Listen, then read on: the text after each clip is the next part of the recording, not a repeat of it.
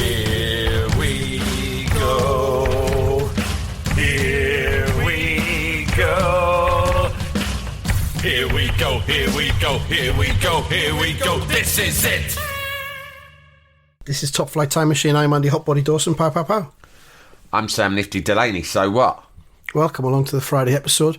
My question is this, Sam. What would the reaction be if it had been announced that the Taliban were buying Newcastle United? Well, it depends, doesn't it? I mean, you know, if the Taliban did it, but then said, and we have already done preliminary talks with Kylian Mbappe, and he's probably going to sign in January, then you'd be like, well, the Taliban have done some bad shit, but at the same time, Mbappe is a canny player. And so, you know, some of the good, some of the bad. What if it was the Taliban, but they said we're going to spend $3 billion on players in the next 5 years? Compared I don't even know if you could spend $3 billion on players. I don't know if well, you could try, couldn't you? You could try. What if? I don't know if the Taliban have got that kind of money. I'm not sure. I did see a shot of the guy, a photograph of the guy who's in charge of the Taliban, the Afghanistan National Bank now. Sir John Taliban. Sir John Taliban, and he was sat at his desk. I think he might have had his feet up, but he had an automatic rifle in his hand, might have been an Uzi, and a printer. They always have that behind him in the background. So he was in charge of the bank. So I don't know how much money they've got. What if it was the Saudi Arabian Public Investment Fund, but they said they were going to run it on the same lines as Mike Ashley has ran it for the last 14 years. Belt and braces. Yeah. You know, strong and stable kind of thing. Yeah. What then? I don't know. So then you'd go, these people are disgusting, they're morally bankrupt, get them out of our club. Right. That's what the fans would say. In the same way that they protested about Mike Ashley's 0 hours contracts for his Sports Direct workers. Yeah. What's interesting, well, I tweeted out Barney Ronay, who is a really great writer in The Guardian. He wrote a piece about it, which was reasonably well balanced. You know, it wasn't just like let's just fucking shooting fish in a barrel about Saudi Arabia. Let's look at the nuanced debate. But obviously he comes down on the side of this is a disgrace to football. But it's just, what's funny is the comparisons that he draws between the two regimes, shall we say. This is it, right? He goes, Mike Ashley's regime. I'll read it out, mate. I'll read it out because I thought it was a very good piece of writing. He's going, in this light, the comparison with Ashley, the assumption that Newcastle has finally found its prince seems to involve a degree of cognitive dissonance. I don't know what that means, but anyway. Infuriating tracksuit vendor versus blood-stained dictatorship. 0 hour sports shop contracts versus beheading 37 people in a single day. Hiring Dennis Wise versus bombing Yemen. Is it really obvious that one of these, the beheading one, is so much more desirable than the other? I thought that was very funny, mate. Yeah, that's really good. He's a good writer. Obviously, anything I say is going to be interpreted as being biased because I'm a Sunderland fan. Yeah. But fucking hell, the fucking Premier League is done now. It's done. I mean, we had the 6 scab clubs a few months ago who were going to try and break away for the European Super League and basically just shit on the rest of football. That got swept under the carpet and forgotten about. They got a £3 million fine each and a slap on the wrist. And everyone's just forgotten about that now. Then this happens and you've got, is it fair to call them a death cult? Yeah. The Saudi regime. You've got a death cult who have promised that the head of the death cult won't be involved in the running of Newcastle United. Now, I don't know what kind of trust levels we can attribute to the death cult, but I suspect that, you know, he might be involved in the running of. Yeah, but in any case, you have to, I suppose, look at whether he's involved or not. He'd be like, fuck this. I mean, as I understand it, this sovereign wealth fund is basically exists in order to make there's a strategy in Saudi Arabia to make them not non-dependent on oil by 2030. Yeah. Right. So what they do is they invest their billions of pounds around the world, mainly in the West, in liberal democracies where law protects property rights, because in their neck of the woods, arbitrary changes in property rights can happen all the time, which means investing in bricks and mortar and so forth and land is not really worth it, because all of a sudden some other fucker might come in charge and go, no, it's mine now, right? So they love putting money into, like Trump went to Saudi Arabia and came back with billions of pounds of Saudi investment in the States. Yeah. And I suppose what this flags up, and this is not stuff that I'm fucking... one thing I don't want to do is sound like I'm well informed, because I'm not. This is like literally stuff I've just read. No. I don't want to be one of these cunts who goes, well, actually, I know all about this. I don't. I just read some articles last night because I'm interested in the situation with Newcastle. And what the reality is that this is the world. And so I think it's quite narrow to focus on. I've seen lots of... I tweeted that Barney Roney things, and suddenly everyone's having a pop at Newcastle fans, right? That, to me, is a distraction, the Newcastle fans. Not their fucking... I'm not saying, oh, you're off the hook. But, I mean... I'm not going to fucking run around pointing the finger at Newcastle fans because a fucking death cult has bought their club. If anything, I just feel deep sympathy. And I said this at the time, I felt sympathy for the fans of some of the clubs who were going into the Super League too, because I thought this reflects really badly. This is their club. The club really should be the fans' club. I'm not saying financially, like, you know, clubs like Barcelona, but I'm saying... culturally, it does belong to fans, because if not, what is it? Do you know what I mean? And it is a shame when things like this happen to your club, right? And so and also it's so narrow, because we should be looking at the much bigger picture, not just the Premier League, but the country. Like, so I'm reading that the government have been, during this 6-month hiatus when there was all sorts of investigations being done as to whether they were going to be legally allowed to buy the club, right? Mm-hmm. The government were working behind the scenes with the Saudis in order to smooth the path. And the reason is that these people are going to put lots of money into development in the northeast generally, right? So a government who are, as we've heard this week at their conference, you know, they're committed, like the Conservatives are traditionally, it's part of their central philosophy, to small government, right? But they're also committed to this idea of levelling up. Right, they want there to be investment in the country, but they don't want it all to come from taxing people, right? And that's fine. It's not something that you or I would agree with, but it's that is what Tories believe in, right? So they have to seek private money, but as a result of that, as various factors mean that we need more and more money, because the overheads of a country like ours were fucking spiralling anyway because of the increased population, the ageing population, and that was before fucking Brexit and COVID, you know, piled on more financial pressure. It means that we are up for fucking anything as a country, and anything is for sale.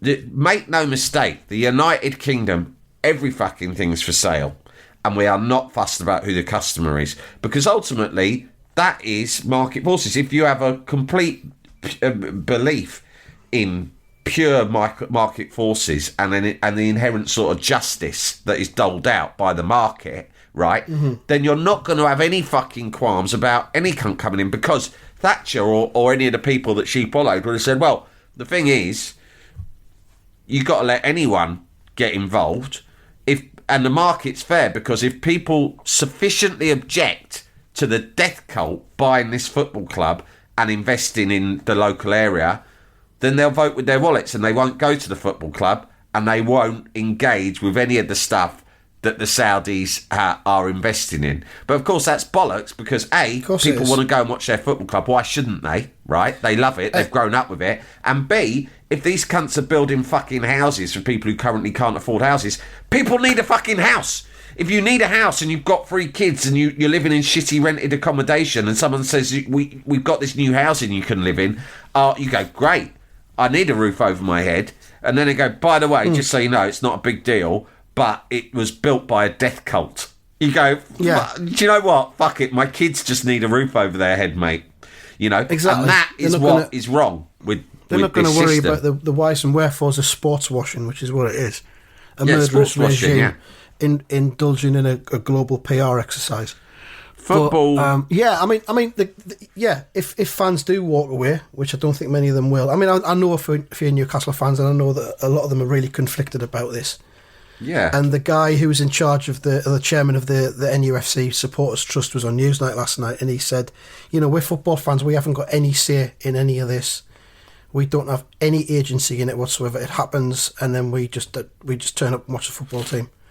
Yeah. And I can see his point of view, but at the same time, if it was my team, I'd fucking walk away. I hand on heart, I can't. I'm not going to say what I would do if it was my team, because I just don't know. Until it happens, I don't know.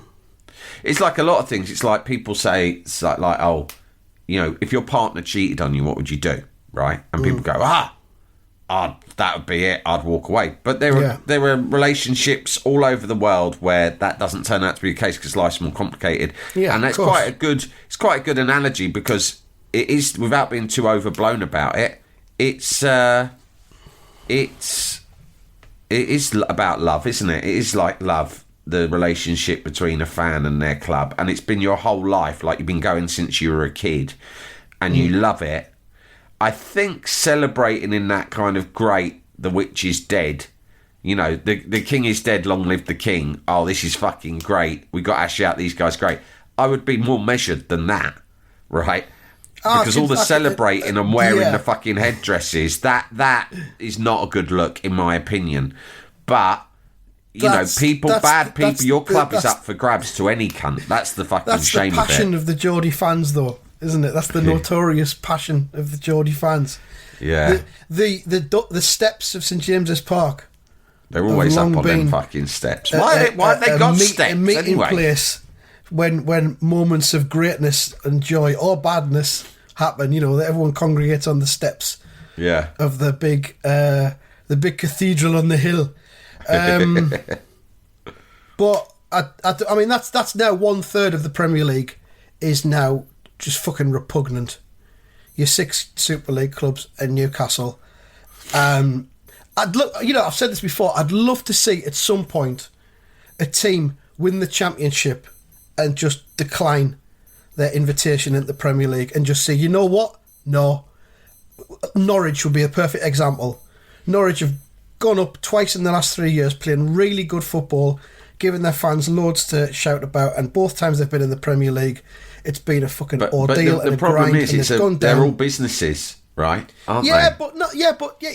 But they get the fucking Premier League money and then they go down again, and they continue to get many clubs. It's caused more problems to go down and have to deal with massive wages. Yeah, but that's them not running it properly. I mean, there are clubs who make an actual. How many fucking clubs are run properly in football? Yeah, exactly. None of them are. They're all basket cases. Yeah, because they all overspend, and that's often because, as we talked about the Super League, there's like fucking fans who are, everyone's obsessed with more, excess, growth. So it's really hard to run it like a business, but that's what they aspire to do. But this is what I'm saying. I'd like to see a club that's run well by Delia Smith.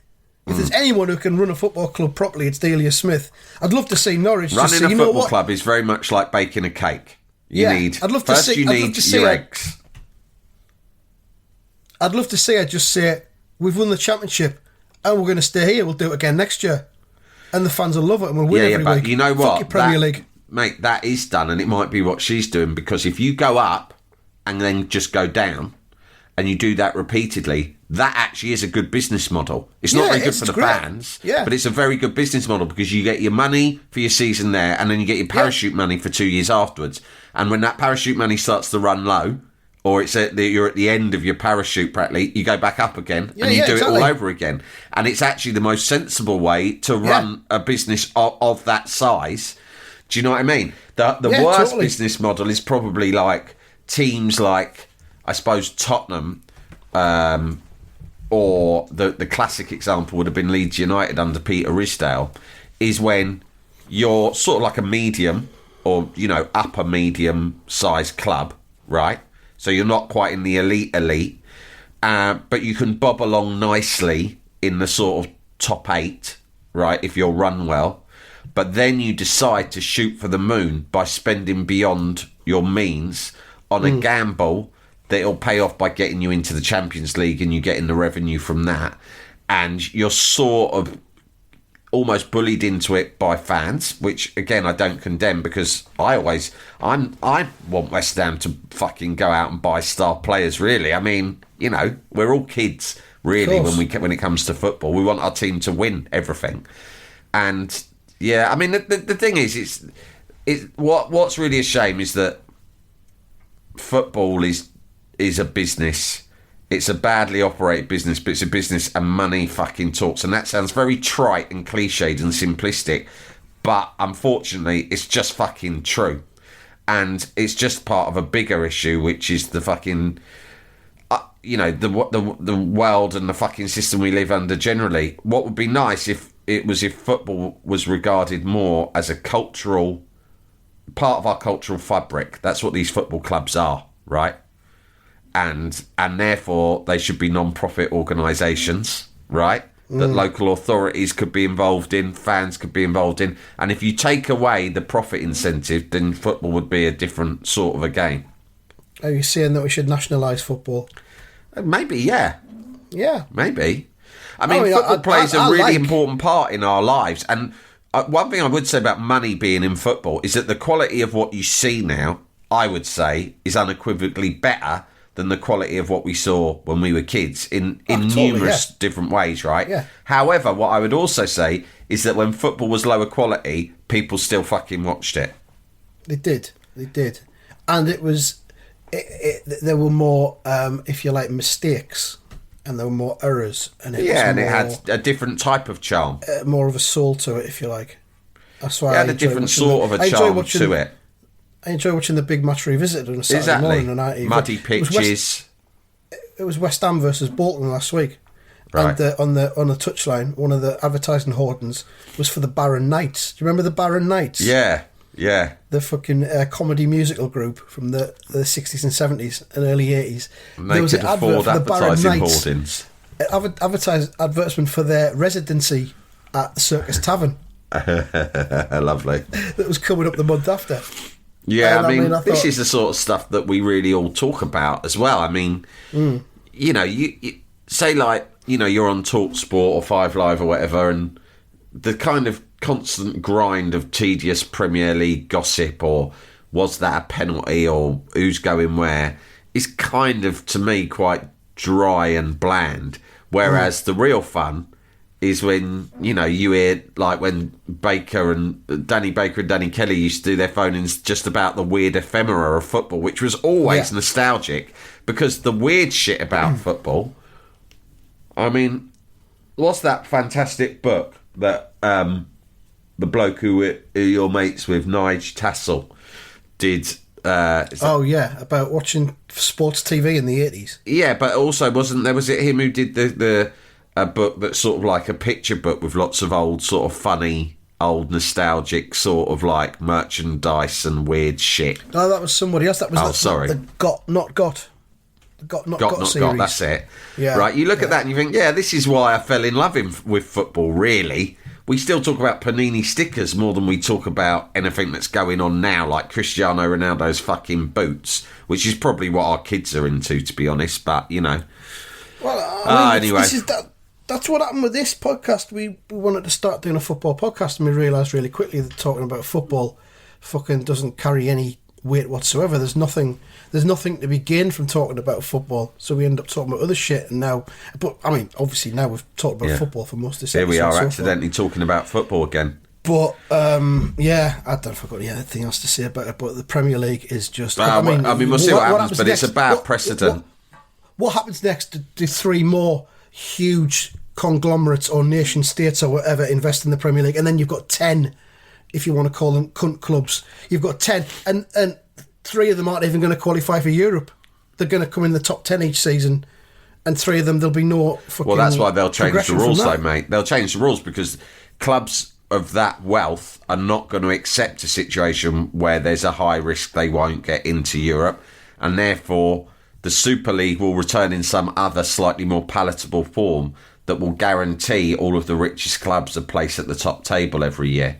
Isn't it marvellous? And then the competitive edge of it will be removed, which is what they were trying to do with the Super League anyway.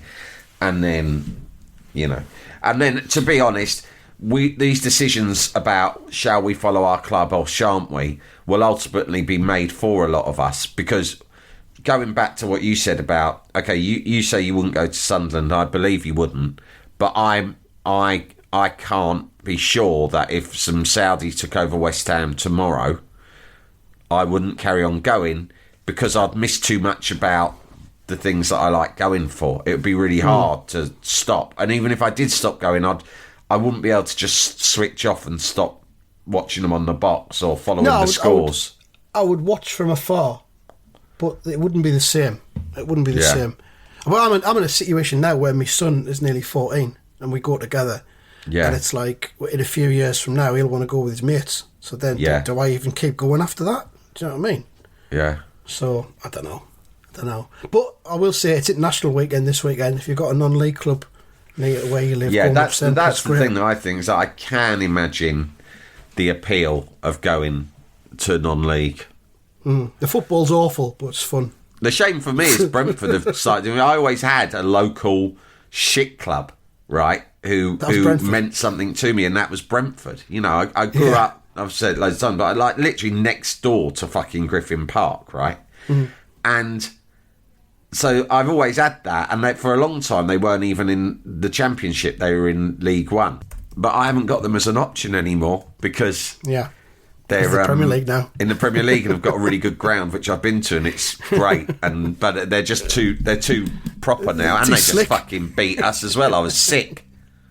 Anyway, in better news than all of that, which goes some way to rebalancing the cosmos today. Yeah.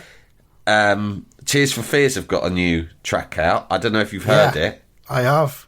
It's really good in my opinion. Yeah. And it's also got a wonderful video in which Roland and Kurt, despite the fact that, I don't know how old they are, they're certainly both older than us. They're 60. Yeah. They're 60. Right, they're 60 and they're fucking living out loud, mate. Yeah. It gives me hope. Great. It's nice to see older men who are still living out loud, because it makes you feel more hopeful about your own future. And they've made a great song, which is, I would say, in line with their oeuvre, but it's also fresh. Do you know what I mean? It's not like they've just got... I think it reminds me quite a lot of Radiohead, Tom York, right? The production on it, right?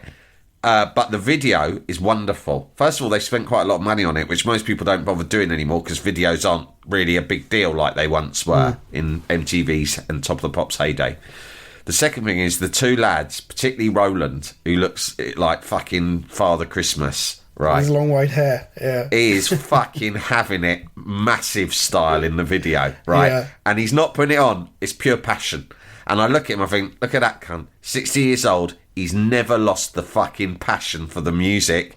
He doesn't give a fuck that he looks like Santa Claus. He's hypnotised by his own music in the video. He's going mental. And it seems to be all about death, which is classic Tears for Fears subject. It's classic Tears for Fears territory, isn't it? Yeah, yeah.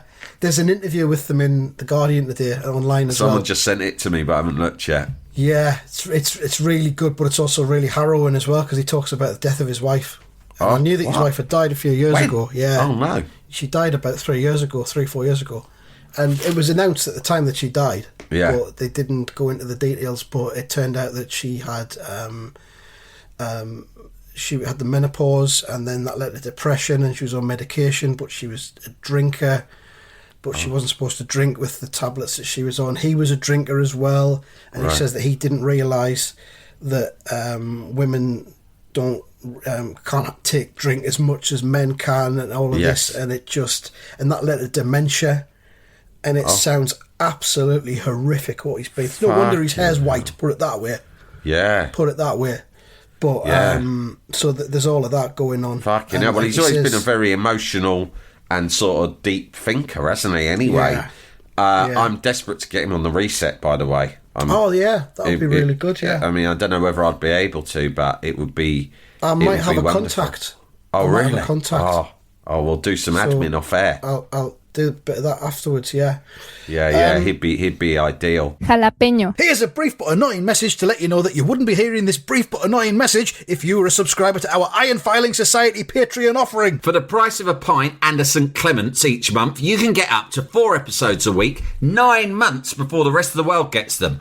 Early access to regular episodes, lots of other marvellous benefits, and there's absolutely no adverts or brief but annoying messages like this that'll get right on your tits. Find out more and subscribe now at tftimemachine.com/ironfilings. Jalapeño. Jalapeño. Talking of the reset, as you know, Andy, I had what can only be described as an ugly incident this week with a minor celebrity. Yeah. And I told you about it, and I said I won't talk about it on there, and you said, oh, maybe you should. So I will, but I'm going to be very careful about the identity because I don't want to start a personal beef with the person. But I will share it because I'll tell you this, Andy.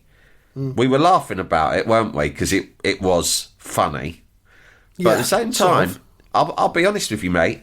It left a nasty taste in my mouth. Not just about the individual, but it was just sort of like it was an ugly incident. And sometimes an ugly incident. Maybe I'm getting more sensitive when I get older because I used to breeze through ugly incidents, relish them almost. Where I was like, oh, that really shook me up is probably the wrong phrase. That's a bit over the top. But I thought, I don't know, it just made me feel like, I felt right cunted off after that. It really bothered me for about 24 hours. Still bothers me now a bit. I mean, you can talk it through if you want, but I think the reaction of the individual was unnecessary. Yeah. I don't know if the word unprofessional is applicable, but it was definitely unnecessary. Well, that's the word they used against me. Not surprising, given what I know about the individual. Yeah, okay. So I'll be careful. I'm not going to say what this individual does. I'll say it's a man. I'm going to be very careful. I'm not going to say what he does for a living or whatever, right? But it's someone who, to some degree, in some aspects, I've been a fan of, right? And I wanted him to come on the reset because I thought it'd be interesting. Now, the other important thing to know is that I've met this person a couple of times, not in a way that I necessarily expect him to really remember me, but I've met him in a professional capacity. In fact, I've interviewed him on the radio once, many years ago. And I've even, I think, written nice things about this person before in the press. But in any case, that doesn't mean I'm entitled to anything from them, by the way. Of course not.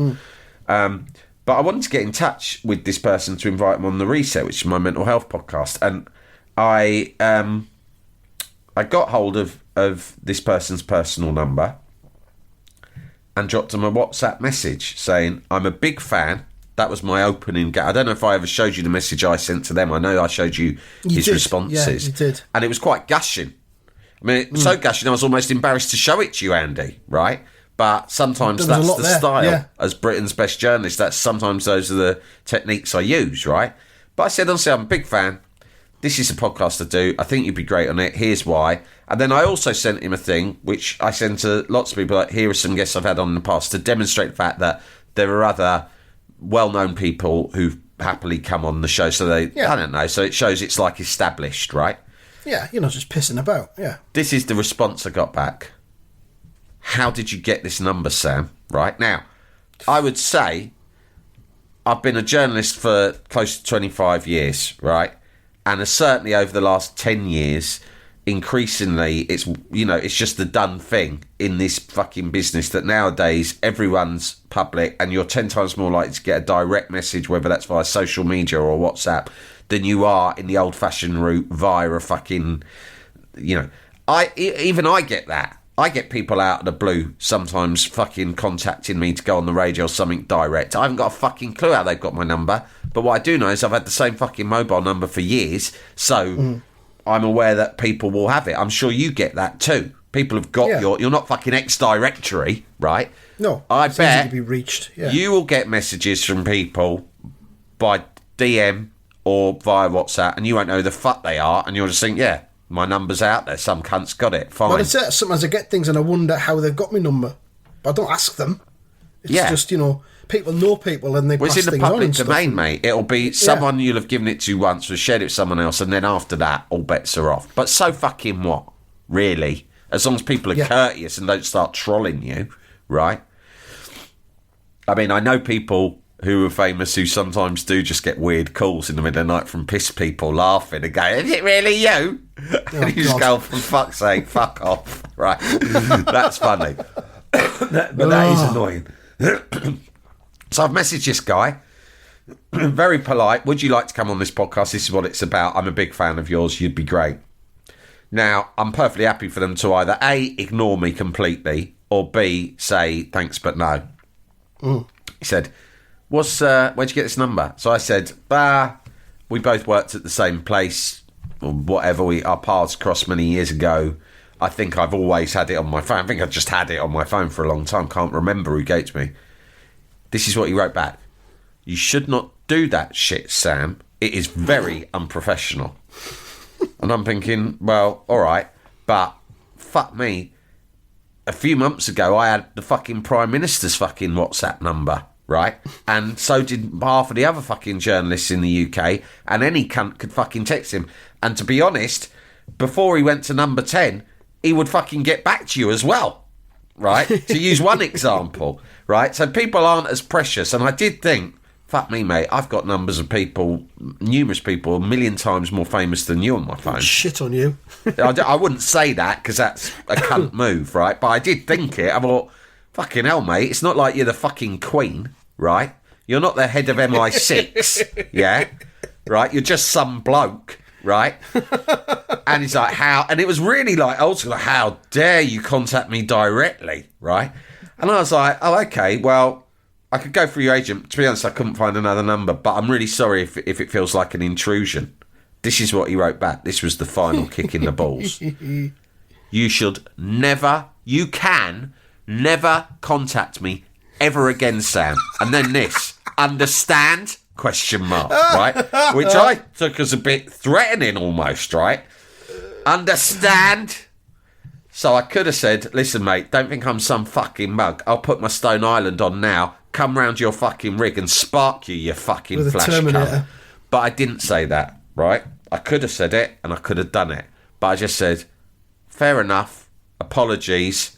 All the best." All the best! Which All I the thought was best, quite a good TDFN. power play. "God bless. Lots of love. Kiss, kiss." Go well. "All right, Duchess, calm yourself, Dan. Don't piss your knickers. I was only asking. A straight no would have been sufficient. Don't make me come round and give you a smack body." Right? But I didn't say any of that because that would have been childish and would have escalated the matter. And ultimately, the person did feel as if it was intrusive, and that is fair. If he felt it's intrusive, he felt it's intrusive, and now I know. But I did feel that the reaction was a bit aggressive, and it did leave a nasty taste in my mouth, Andy. Yeah, because he's a cunt. If that person had just ignored your text, would you have followed it up with another text? Or would you have just thought, nah? No, exactly. No. Exactly. Yeah. Definitely not. You would I just never thought, follow yeah, up. If it's silence speaks volumes, doesn't it? Yeah, exactly. If I go to someone and I don't know them and I haven't really contacted them before and I get no reply, that's it. If I know them and I don't get a reply, I'll sometimes follow up and go, "Oh, did you see this?" But if I didn't know them, that's it. Do you know what I mean? And also, equally, I'd be happy with a very blunt no thanks, right? That's fine. But fuck me, unbelievable. Fucking hell, someone just keeps calling me incessantly. Is it him? So anyway, yeah, it could be. So, yeah. So that was that, just getting that off my chest. Before we, we've got some predictions to do. Yeah. But before we go, we'll do the predictions first. It's International Weekend, obviously, and these have been randomly chosen from the weekend's upcoming football matches. I'll let you go first. Turkey versus Norway. Don't know why I find that funny. Well, the listeners don't know, but you pulled a weird face that it was hard for me to interpret, but it was just amusing. That's obviously your Turkey versus Norway face that I've never seen before, because we've never discussed it in all our years. We've discussed most things, but we've never discussed this fixture. We haven't. Might get Always a T-shirt new ground that just in says this Turkey podcast. versus Norway, ? On it. That's the episode title. You know what? I think Turkey are going to edge this. I think it's going to be close. I think Turkey are going to edge it 2-1, mate. 2-1 to Turkey. Yeah, the home advantage is a big thing, isn't it? I think this will be 1-1.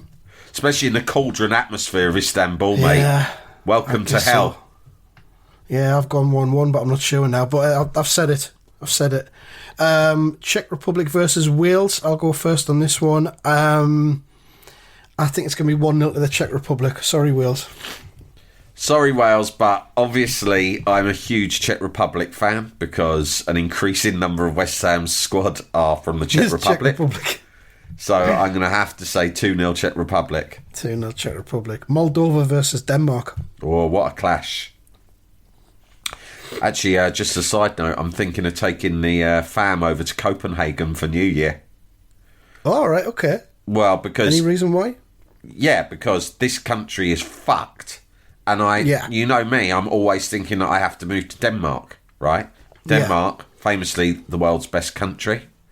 Mm-hmm. But I've only ever been to Denmark once, and that was only for like 20 minutes when I had to feed that shark and go in a theme park, which was obviously amazing.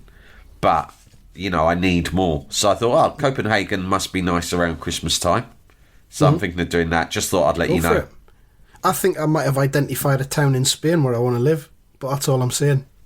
Whoa. In Mallorca? Nah, not Mallorca, nah. Oh, I'm out to Mallorca. Southeast coast. Oh, okay. Well, it's not actually near the coast, it's about half an hour from the coast. But to be clear, my Denmark plans are pre-retirement. I mean, I've said to Len, but he's really not into it, I think we need to go to Denmark now, mate. We need to evacuate. This is like Scum Island, and we need to evacuate now, right? And he's start like, a new life before bollocks. It's too late. Yeah, in a Lego house. But he's like, nah. And so am my wife and daughter. Everything seems fine here for me. Seems fine to me. I'm just being a fucking kid. My school's at the top of the road. I literally just go out the front door, walk up there, fuck about, then come back again. I mean, what's not to like? The telly's all in English. It's great. He comes back, he gets changed straight into his pyjamas, makes a cup of tea and a crumpet, and then sits down for a bit of FIFA. Can't argue with that lifestyle. Can't at all, can you? The fuel crisis isn't touching the cunt. And it'll get to him. It'll get to him eventually. And anyway, just a quick shout out as well to the Bear Tent Lens podcast, which is now available everywhere. Yesterday we had a great Ask Lens session, and someone dropped a beauty of a question, which was, is there an equivalent to James Bond in the Leniverse? Right? And when I saw that question drop, first thing before I even went to school, I was like, fucking great. There is. His name is Gary Childs. Of course he is.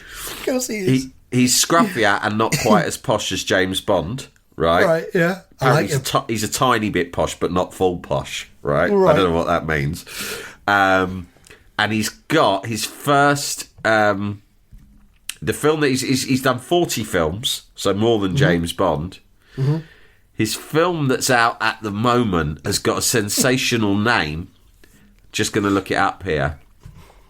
Railway Knife. It's all set on a train. Fuck. So what's the plot? He goes, man. The whole thing's set on a train and there's just loads of fights on this train. That was the plot summary he gave me. So you should, subscribe to the Bear Tent because that kind of content's really good.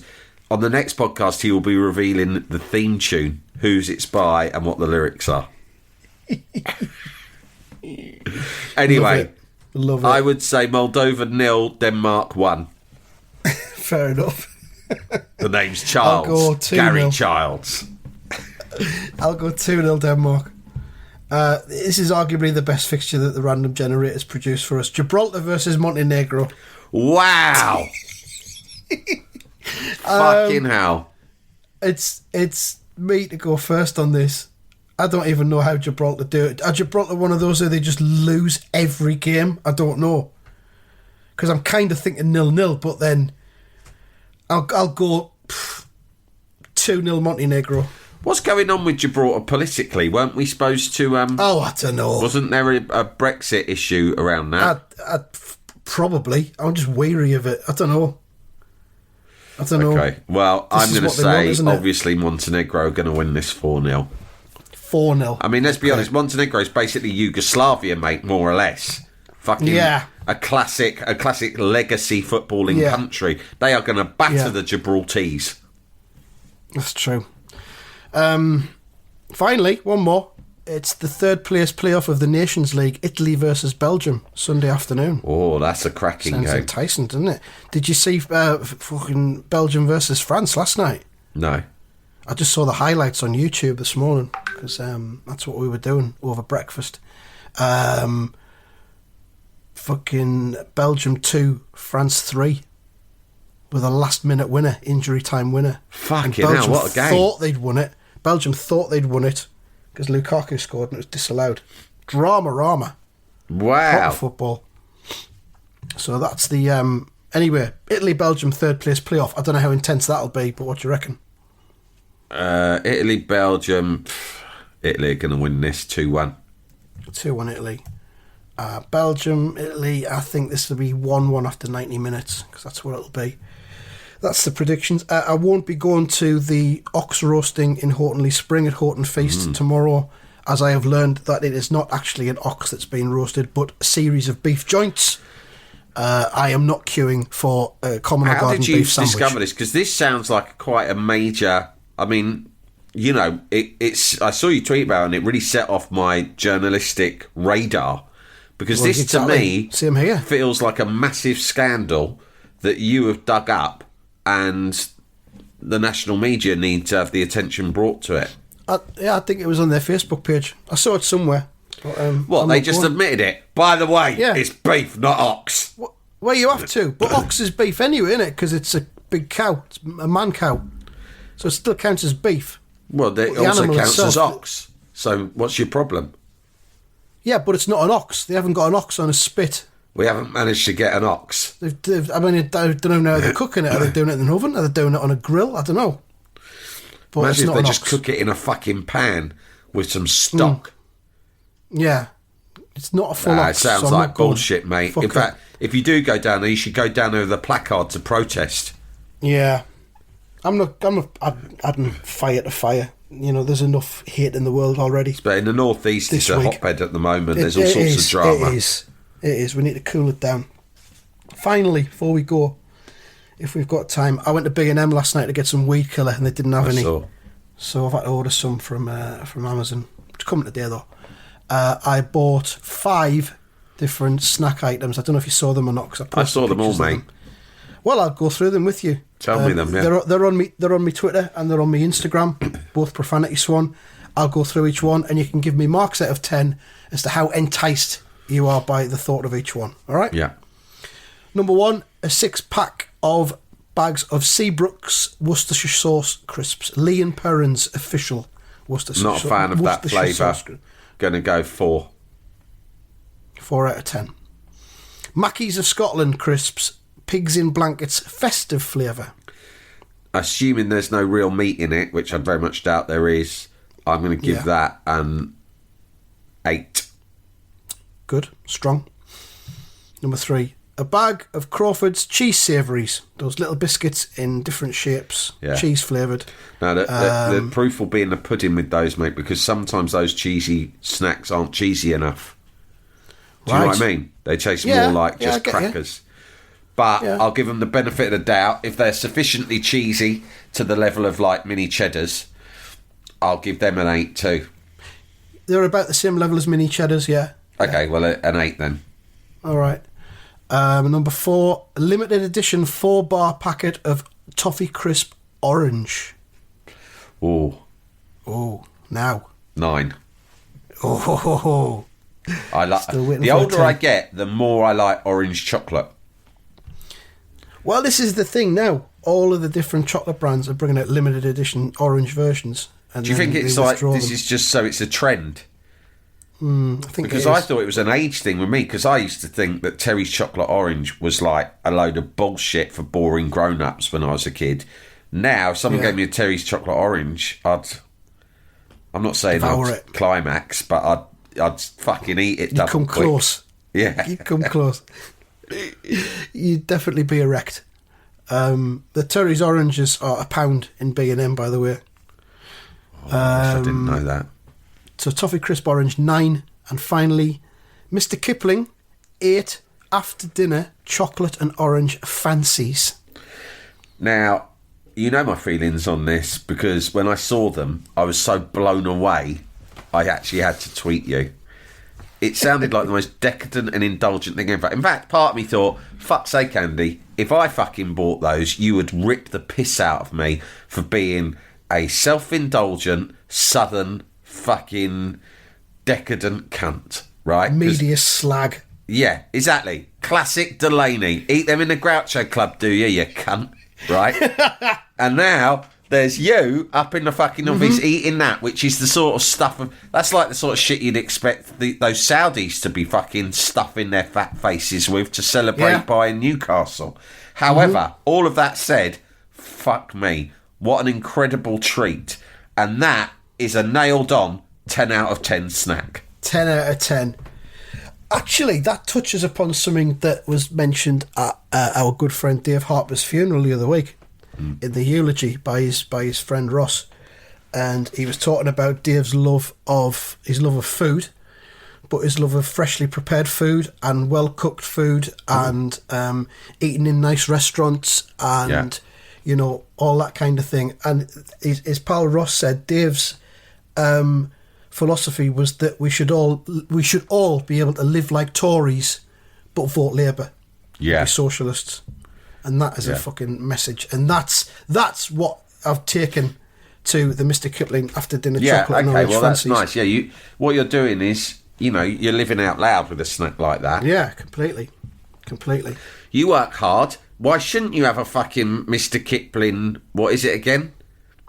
After dinner chocolate and orange fancy. Exactly. Why shouldn't you? You've earned it, mate. Have you tried one yet? I earned it. Have you tried one yet? It. You've podded your fucking bollocks off all week. You deserve a treat. Have you tried for the one? Weekend? Not yet, no. I've tried none of them. I'll try them all throughout today and over the weekend. How do you know how cheesy those cheesy snacks are then? Because you've had them before. Because I've had them before. Have you never had them before? They were like a staple of a birthday party. I've had them, but there's different brands of them. There's different brands of them. That's what I'm saying. I've had some. Like you get cheesy snacks. Like I know what they are because I've seen your picture, and you get different brands. You get like in-store ones, off-brand, whatever. And I've had them where they weren't sufficiently cheesy, and I've had them where they were cheesy. So that's what I was asking. Okay. All right then. I'll let you know on Monday how they all were. And I think that's it from us. We'll be back after the weekend. So goodbye. Goodbye, everyone.